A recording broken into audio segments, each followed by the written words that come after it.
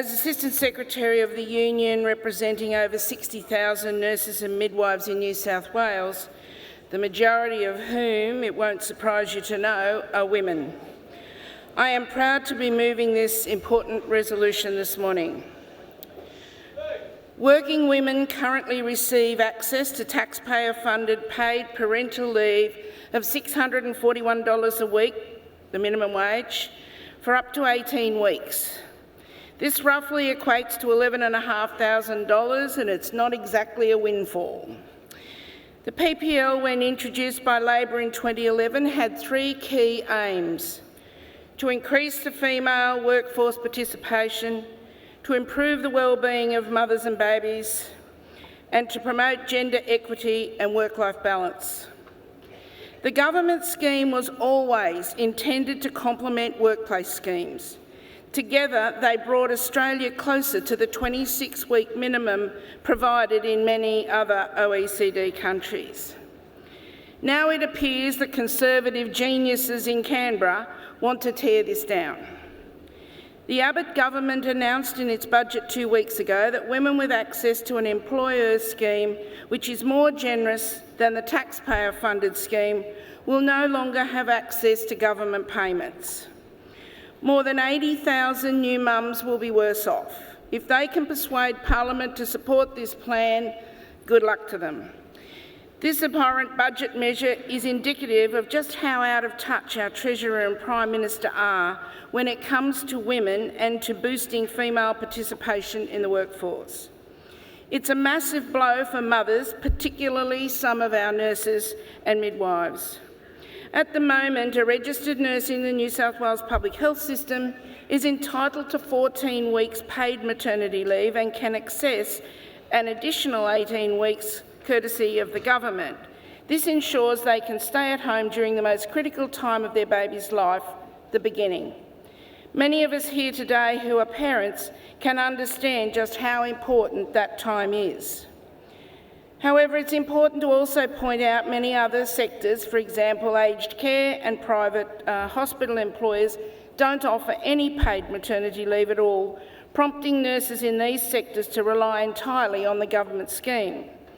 As a result, they have their babies and in many circumstances are back at work within 3 to 4 months because of their heavy reliance to maintain a steady stream of income to support their families.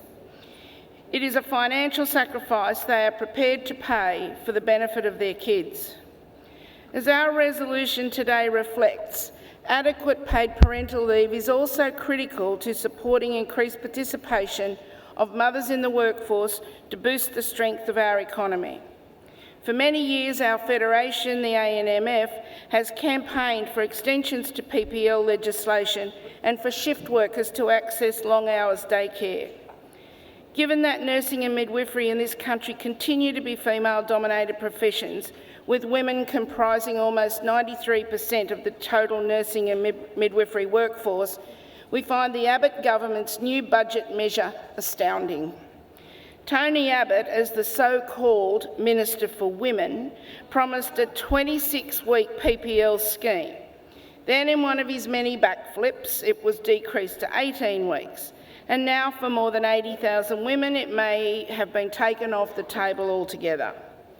Accusing hard-working women of double-dipping, rorting and fraud if they happen to have access to an employer-funded maternity leave system is quite frankly insulting.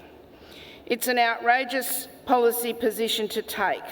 On the one hand, this government claims it wants to help fix the dire predicament our childcare system finds itself in, and on the other hand, it wants to penalise those upon whom we rely to build our better future in this country. Thousands of nurses and midwives have bargained for increased parental leave over the years, and now Tony Abbott is breaking another promise, a promise about parental leave he made to the women prior to the last election. Well, frankly, Mr Abbott, we've all had a gutful of your policy on the run and disrespect towards some of the most disadvantaged Australians who are scraping by on the minimum wage.